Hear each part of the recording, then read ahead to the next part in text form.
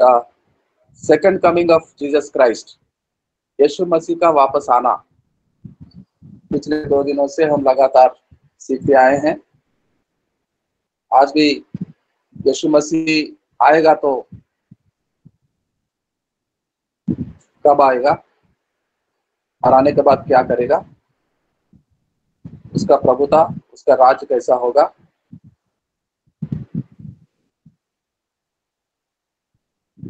यीशु मसीह कहकर गया था मैं वापस आऊंगा। यूहन्ना सुसमाचार 14 का 28 पद को पढ़ेंगे मदन जी।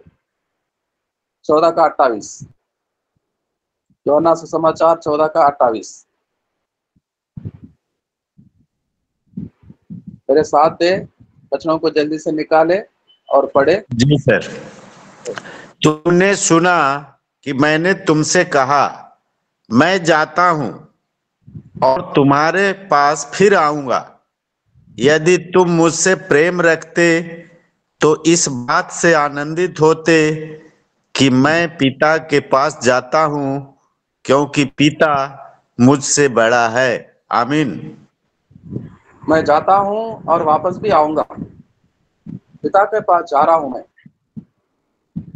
और कुछ खास काम के लिए जा रहा हूं। और पिता मेरे से बड़ा है, बलवान है। और मैं जाके पिता से कहूंगा कि हमारे बच्चे अनाथ ना हो, उनके साथ हमेशा रहने के लिए पवित्र आत्मा को भेजे। तो वो भेजेगा।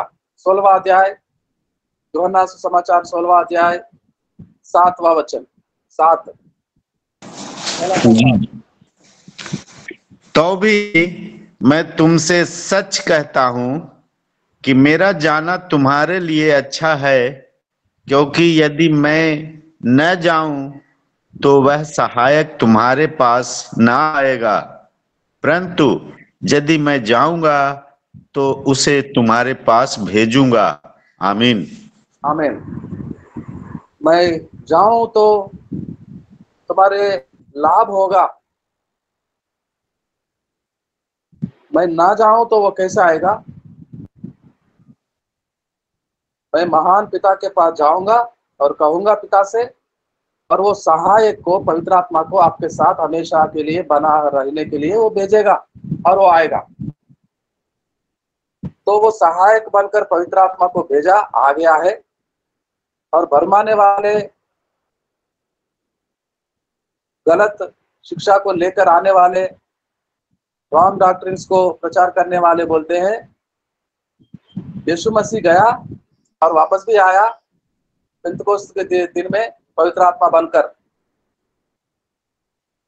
आज बहुत ही गड़बड़ी हो रही है कलीसिया में। बहुत लोग भरमाने वाला आ गए हैं, बोलते हैं यीशु मसीह गया पिता के पास और वो वापस भी आया और उसका राज अब हो रहा है। ये गलत शिक्षा है। पवित्र आत्मा, यीशु मसीह और जीवित परमेश्वर चाहता है अपने लोगों को सिखाए, बार बार समझे वचनों को। यीशु मसीह कह रहा था मैं जाऊंगा, वापस भी आऊंगा, लेकिन आने से पहले जब तक मैं वापस नहीं आता तब तक आपके साथ रहने के लिए वो सहायक को भेजूंगा। वो ऐसा नहीं कहा कि मैं सहायक बनकर खुद ही आऊंगा, मैं जा रहा हूं और मैं वापस आऊंगा पवित्र आत्मा बनकर, ऐसा तो नहीं कहा। वो भी आने वाला है, वो आने से पहले पवित्र आत्मा को सहायक के तौर पर भेजने वाला है, बाद में वो आएगा। साफ साफ लिखा है। और सारे प्रेरित जो पवित्र आत्मा का आने वाला उस दिन में वहां पर थे उपस्थित, पवित्र आत्मा आ गया 120 लोगों पर, और उस दिन 3000 लोगों का बपतिस्मा हुआ जब पतरस साहब प्रचार कर रहे थे। और वही पतरस साहब लिखते हैं यीशु मसीह का दिन आएगा जो पतरस का आखिरी दिनों में था। पतरस साहब चले जा रहे थे, यीशु ने कहा पतरस मेरे दास, अब तेरे देह को छोड़ो, मेरे पास आ जाओ, तुम्हारी सेवकाई पूरी हो गई है, अब मेरे पास आ जाओ। और पतरस साहब लिखते मैं जा रहा हूँ, यीशु मसीह का बुलावा आ गया है, सूचना मिली है मुझे, लेकिन जाते जाते मैं इन सब ये बातों को सिखा कर जाना चाहता हूँ। पत्रस का दूसरा पत्री अध्याय 1 और 12 से पढ़ेंगे। दूसरा पत्रस का पत्री अध्याय 1 और 1 का 12 से पढ़ेंगे, 12-13।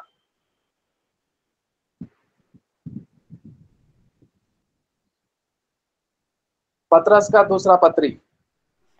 इसीलिए यदि तुम ये बातें जानते हो और जो सत्य वचन तुम्हें मिला है उसमें बने रहते हो, तो भी मैं तुम्हें इन बातों की सुधि दिलाने को सर्वदा तैयार रहूंगा।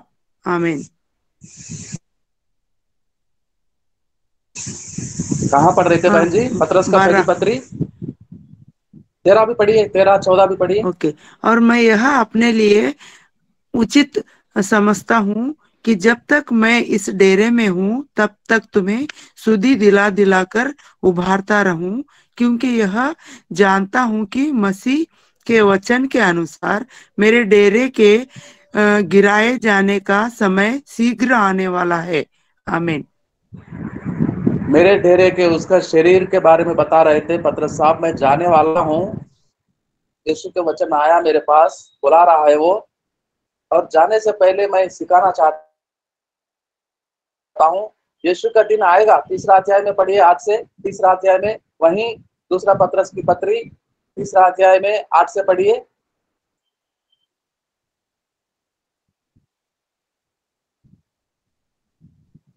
वही है बहन। हाँ,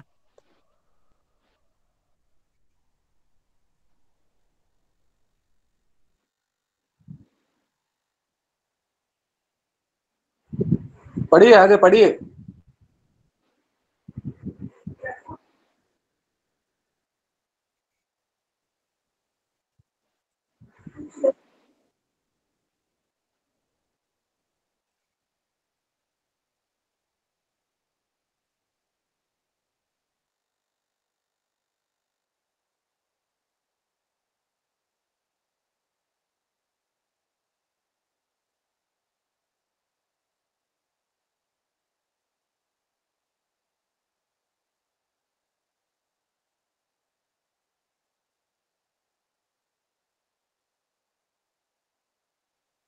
ठीक है, ठीक है, ठीक है,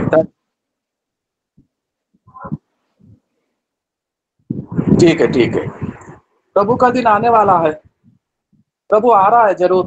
पत्रस साहब कह रहा है मैं जा रहा हूँ, मेरा बुलावा बहुत समीप करीब में है, यीशु मुझे वहां बुला रहा है, मैं जाऊंगा।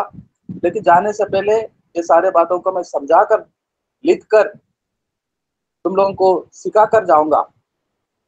और ये मैं उचित समझ रहा हूँ, ताकि आप प्रभु के उस आने वाले दिन के लिए अपने आप को तैयार रखे। तो आया नहीं था, पवित्र आत्मा आया था, यीशु नहीं आया। आज कलीसिया में बहुत बड़ा गड़बड़ी चल रही है। विश्वासी धर्मी जन को बहकाते हैं। तो यीशु का दिन आने वाला है, पत्रस साहब खुद कह रहे हैं। यीशु का दिन आने वाला क्या करने के लिए आएगा? प्रभुता चलाने के लिए आएगा। Jesus will come and Jesus is going to rule. Jesus का गवर्नमेंट आएगा, प्रभुता आएगा, और वो राजा बनकर प्रभुता चलाएगा। कहां से, कहां पर उतरेगा, कहां पर सिंहासन डालेगा और वो प्रभुता चलाएगा? कहां से? यशायाह नबी के पुस्तक अध्याय 2, यशायाह नबी का पुस्तक अध्याय 2, 2 से वचन 2 से 3, 4 भी पढ़ेंगे। अध्याय 2 में से वचन 2 और 3, 4। अंत के दिनों में ऐसा होगा कि यहोवा के भवन का पर्वत सब पहाड़ों पर दृढ़ किया जाएगा और सब पहाड़ियों से अधिक ऊंचा किया जाएगा, और हर जाति के लोग धारा के समान उसकी ओर चलेंगे। बहुत से देशों के लोग आएंगे और आपस में कहेंगे, आओ हम यहोवा के पर्वत पर चढ़कर याकूब के परमेश्वर के भवन में जाएं, तब वह हमको अपने मार्ग सिखाएगा और हम उसके पथों पर चलेंगे। क्योंकि यहोवा की व्यवस्था सिय्योन से और उसका वचन यरूशलेम से निकलेगा। वह जाति जाति का न्याय करेगा और देश देश के लोगों के झगड़ों को मिटाएगा, और वे अपनी तलवारें पीट कर हल के फाल और अपने भालों को हाशिया बनाएंगे। तब एक जाति दूसरी जाति के विरुद्ध फिर तलवार न चलाएगी, न लोग भविष्य में युद्ध की विद्या सीखेंगे। आमीन। आमीन आमीन। वो यरूशलेम में अपना सिंहासन को स्थापित करेगा, वहां से उसका शासन, उसका प्रभुता, उसका गवर्नमेंट चलेगा, और जाति जाति के लोग, सारे देशवासी वहां जाएंगे उसकी, वहां यरूशलेम में राजा से मिलने। सारे मुल्कों के लोग जाएंगे। ये बात सिर्फ इजरायली लोगों के लिए नहीं बोल रहा है भविष्यवाणी, लेकिन संसार में जितने मुल्क है, जितने जातियां हैं, जितने देशवासी है, वो सब लोगों के लिए बोल रहा है। और वो सब वहां यात्रा करेंगे, यरूशलेम का यात्रा करेंगे बार बार लोग, और सारे संसार के लोग जाएंगे वहां पर, और प्रभुता वहां से होगा, न्याय वहां से करेगा, वो सबका न्याय वहां से मिलेगा, परमेश्वर का वचन वहां से सुनाएगा वो।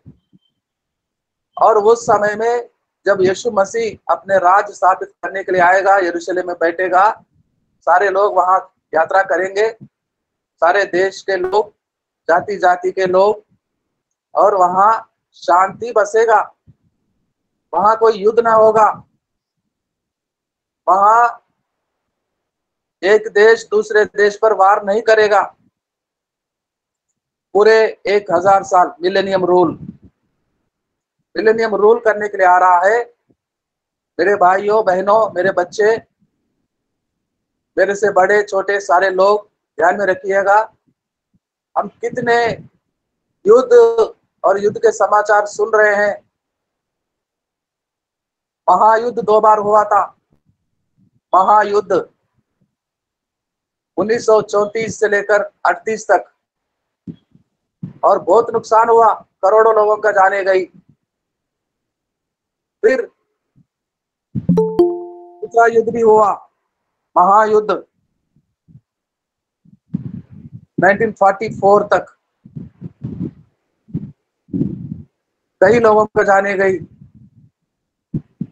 अडॉल्फ हिटलर, जर्मनी का नियंता, डिक्टेटर, 50 लाख से अधिक यहूदी लोगों को मारा जान से,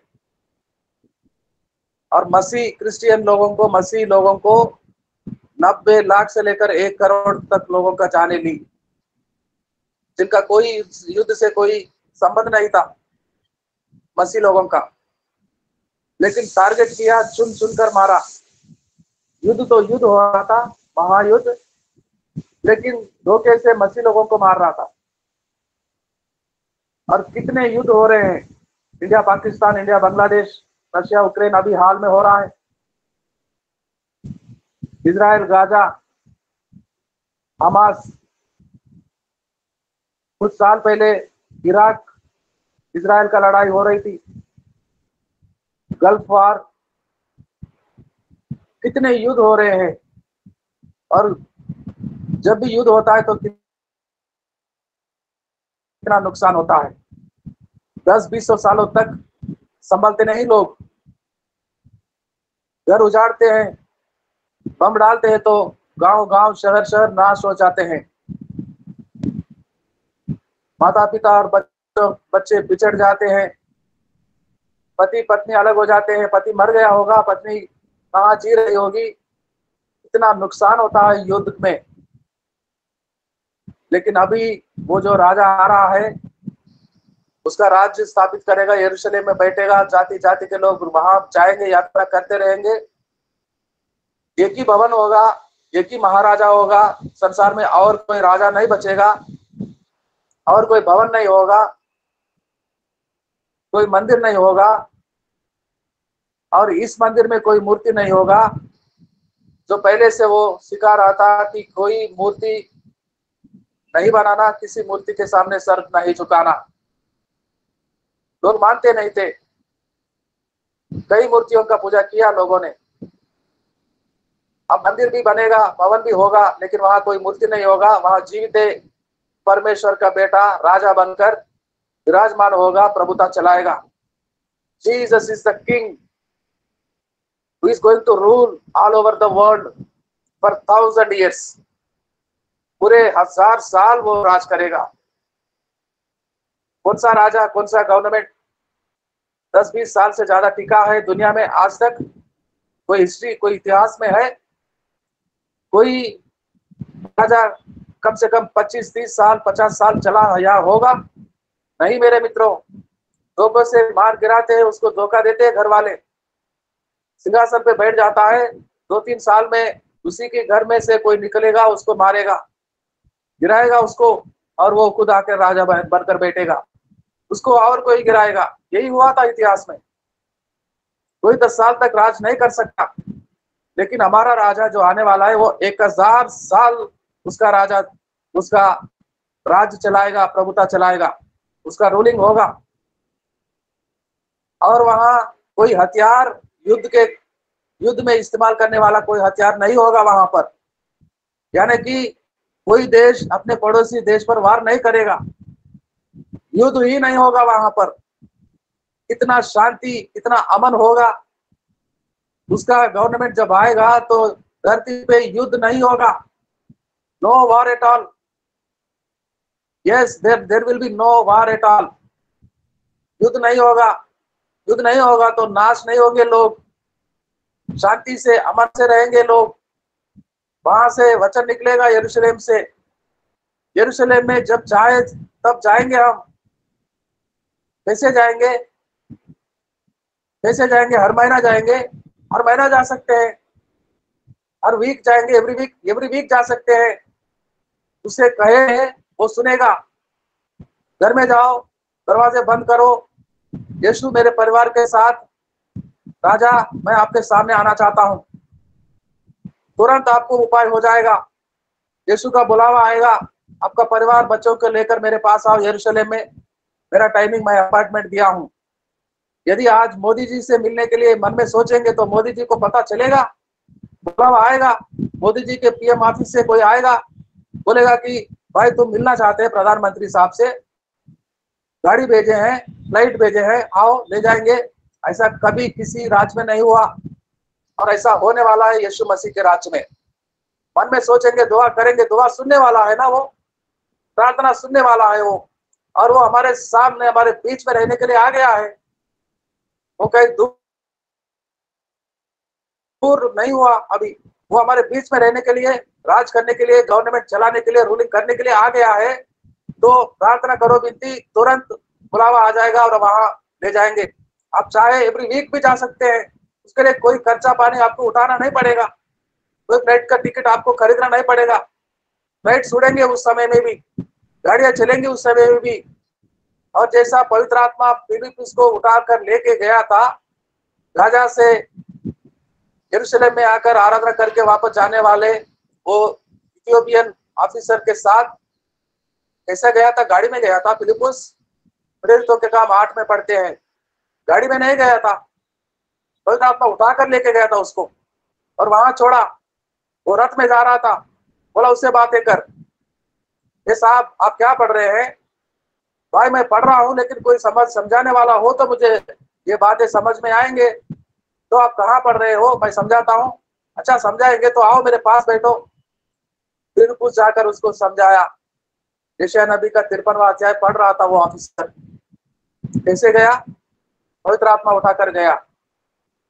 पवित्र आत्मा उपाय करता है यीशु से मिलने। पूरे 1000 साल वो राज करेगा, कोई वार नहीं होगा। यशायाह नबी की पुस्तक 33 का 33 का यशायाह नबी की पुस्तक में जाएंगे, वहां के लोग कैसे होंगे हम पढ़ेंगे। 33 का 14, यशायाह नबी का पुस्तक 33 का 14। सियोन के पास भक्तिहीनों की कपकपी लगी है। हम में से कौन प्रचंड आग में रह सकता है? हम में से कौन उस आग में बना रह सकता है? सुनिए प्लीज, लिसन टू मी। आपकी आवाज बराबर नहीं आ रहा है, और कोई पढ़े, मदन जी पढ़े। जी सर, 33 का 13 पढ़ना है ना सर? 14। सियोन के पापी थरथरा गए हैं, भक्तहीनों को कपकपी लगी है। हम में से कौन प्रचंड आग में रह सकता? हम में से कौन उस आग में बना रह सकता है जो कभी न बुझेगी? आमीन। 24 को पढ़िए, 24 को, उसी अध्याय में 24 को। जी। कोई निवासी न कहेगा कि मैं रोगी हूं, और जो लोग उसमें बसेंगे उनका अधर्म क्षमा किया जाएगा। उसके प्रभुता में, उसके राज्य में, यीशु मसीह के उस 1000 साल के राज्य में कोई भी व्यक्ति बोलेगा कि मेरे देह में मुझे ठीक नहीं है, मुझे सर दर्द है, मुझे पेट में दर्द है, मेरे बच्चे बीमार है, मेरे पत्नी को ठीक नहीं है, गाल ब्लाडर में पत्थर है, किडनी में पत्थर है, और कोई समस्या है, वायरल फीवर है, एक भी ऐसा नहीं बोलेगा। उस 1000 साल राज्य में सब चंगे होंगे, सबको स्वास्थ्य होगा। नो वन कैन टेल, ऐसा कोई व्यक्ति नहीं होगा बोलेगा कि मेरे देह में मुझे अच्छा नहीं है, मैं बीमार हूं। बीमार नहीं होंगे वहां पर, क्योंकि वहां सारे लोगों का वो पूरा, फिर से पढ़िए, सारे लोगों का पाप क्षमा करेगा, दोष को निकालेगा। फिर से पढ़िए मदन जी, फिर से पढ़िए 24 अध्याय, ये 33 का 24वां वचन ना सर? हाँ जी। कोई निवासी न कहेगा कि मैं रोगी हूं, और जो लोग उसमें बसेंगे उनका धर्म क्षमा किया जाएगा। आमीन। वहां बसने वाले लोगों का अधर्म क्षमा किया जाएगा, पापों का क्षमा किया जाएगा। यीशु मसीह की पवित्र लहू में धुलकर ही वहां जाएंगे लोग। आज इस संसार में अभी हम तो उद्धार पाए हैं, यीशु मसीह के पवित्र लहू में धुलकर उसने हमें पवित्र बनाया है, लेकिन फिर भी यहाँ पर हमें बीमारी पे बीमारी आ रही है, क्योंकि अभी संसार में जी रहे हम, लेकिन वहां हमारे अधर्मों का क्षमा मिलेगा, पूरी तरह से उद्धार मिलेगा। वहां जाएंगे उस राज्य में 1000 सालों में, ऐसा कोई व्यक्ति वहां नहीं मिलेगा उसको कोई बीमारी हो। परफेक्ट हेल्थ कंडीशन होगा वहां पर, युद्ध भी नहीं है वहां पर, और कोई बीमारी भी नहीं होगा। और 11 अध्याय में जाएंगे, यशायाह नबी के पुस्तक 11वां अध्याय में, यशायाह नबी के पुस्तक 11वां अध्याय में जाएंगे और पढ़ेंगे 6 वचन से आगे। तब भेड़िया भेड़ के बच्चे के संग रहा करेगा, और चीता बकरी के बच्चे के साथ बैठा करेगा, और बछड़ा और जवान सिंह और पाला पोसा हुआ बैल तीनों इकट्ठे रहेंगे, और एक छोटा लड़का उनकी अगुवाई करेगा। आमीन। और पढ़िए, और कैसे कैसे होगा वहां पर वो 1000 साल के रूलिंग में यीशु मसीह का। और पढ़िए, गाय और रिछनी मिलकर चरेंगी, और उनके बच्चे इकट्ठे बैठेंगे, और सिंह बैल के समान भूसा खाया करेगा।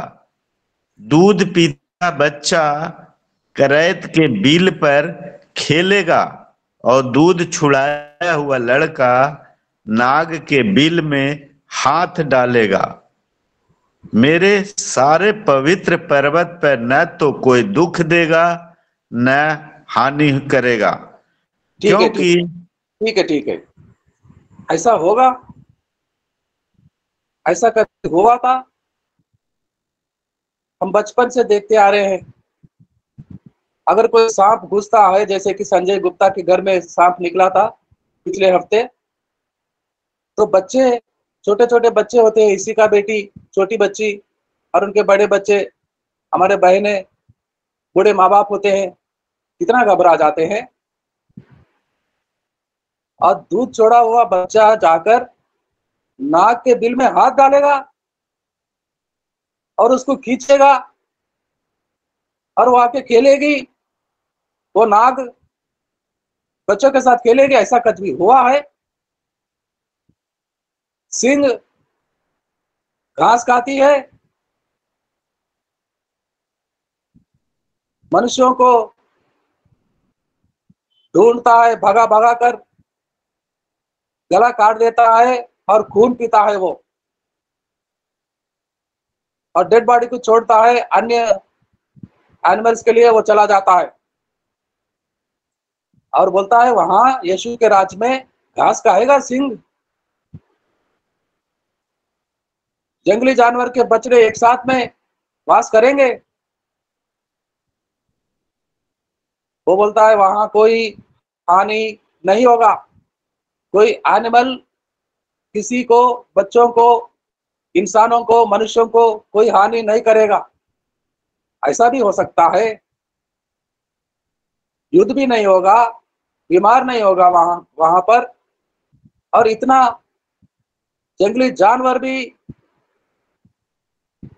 मनुष्यों से मेल मिलाप कर कर जिएंगे। ऐसा तो आज तक हुआ नहीं। कोई जू में चीता के साथ खिलवाड़ कर रहा था कोई नौजवान लड़का,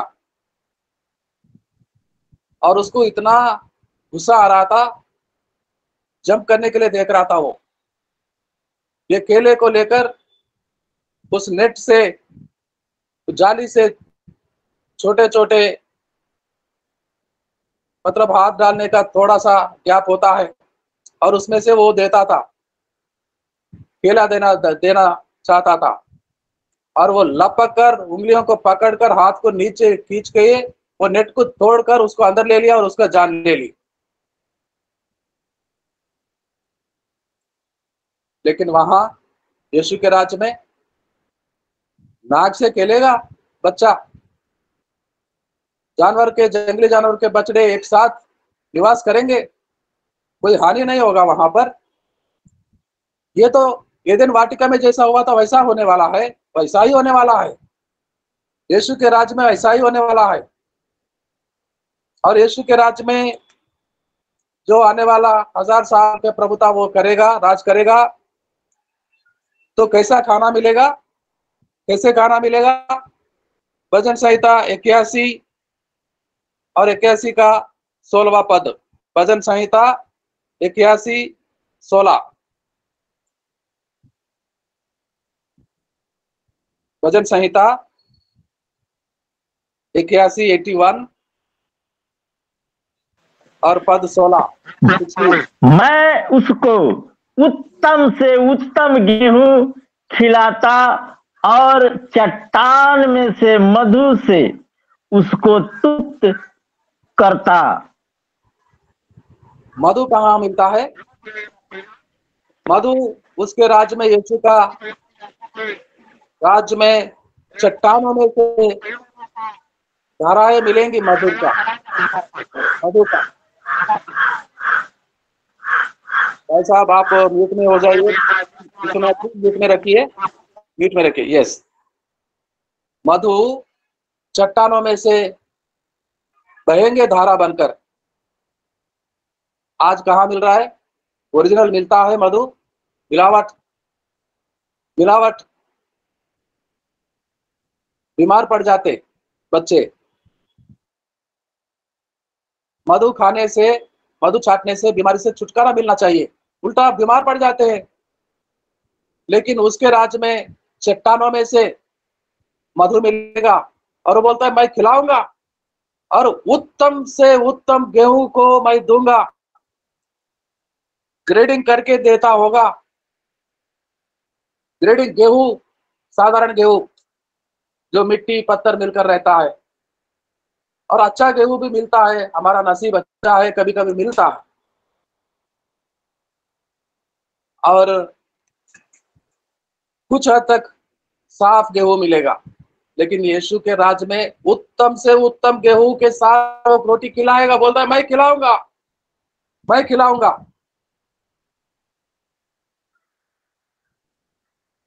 और ऐसे कई बातें हैं। कितने साल जिएंगे वहां, कब तक जिएंगे वहां? वहां बच्चों का जन्म होगा, वहां मरना भी होगा, मृत्यु भी होगा। ये सारे बातों को और जानेंगे हम। यीशु आने वाला है वो प्रभुता करने के लिए। वो राज्य ऐसा होगा जहां कोई वार युद्ध नहीं होगा। कोई व्यक्ति बोलेगा कि मैं बीमार हूं, मेरे पत्नी बीमार है, एक भी ऐसा नहीं होगा। पूरे संसार में, जाति जातियों में, दूर दूर के देशों में, क्योंकि वो आ गया है, वो धरती पर आ गया है, राज कर रहा है। और वो कहेगा, हर रोज बोलेगा कि मेरे बच्चे कोई ऐसा नहीं हो कि बीमार पड़े, और कोई ऐसा ना हो कि ना होगा जो बीमार पड़ जाए। और सारे लोगों का अधर्मों का क्षमा वहां हो जाता है, धुलकर वहां ले जाता है पवित्र बनकर। पवित्र लोग ही वहां रहेंगे, पवित्र लोग ही वहां रहेंगे। आखिर और एक वचन को पढ़ेंगे और समाप्त करेंगे आज का संदेश को। पतरस का दूसरी पत्री अध्याय 3 और 13वां पद को। दूसरा पतरस की पत्री 3 का 13, 3 का 13।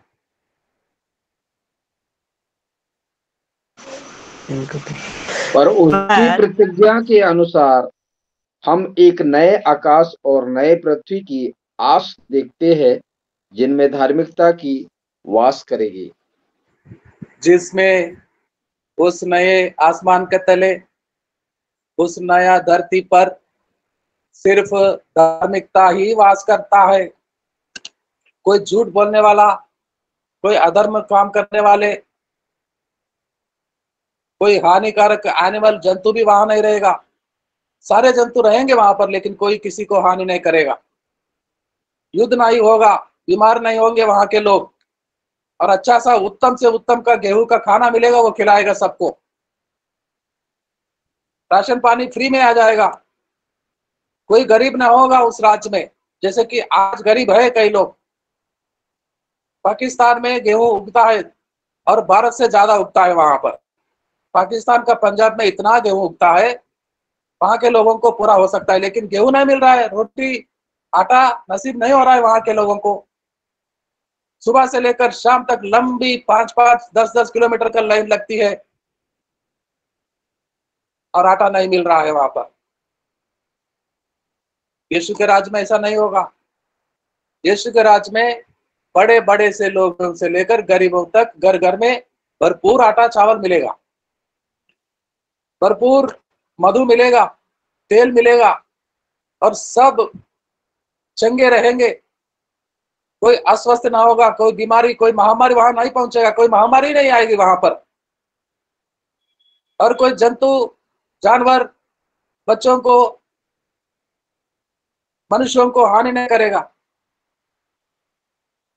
हाउ वंडरफुल किंगडम, ये सारे बातें नहीं होंगे पूरा, ये भविष्यवाणी पूरा नहीं होगा, जरूर पूरा होगा। और ये पूरा करने के लिए वो आ रहा है। देखो उसका निकलना समीप है, उसका निकलना करीब है, वो आ रहा है। बड़े आस लगाकर उसको कहेंगे, प्रभु यीशु तू जल्दी आ। प्रार्थना करेंगे, आखिरी प्रार्थना कोई आप में से, क्लोजिंग प्रेयर, आखिरी प्रार्थना भाई या बहन, आखिरी प्रार्थना कोई करेंगे? जी सर, जी सर, जी सर।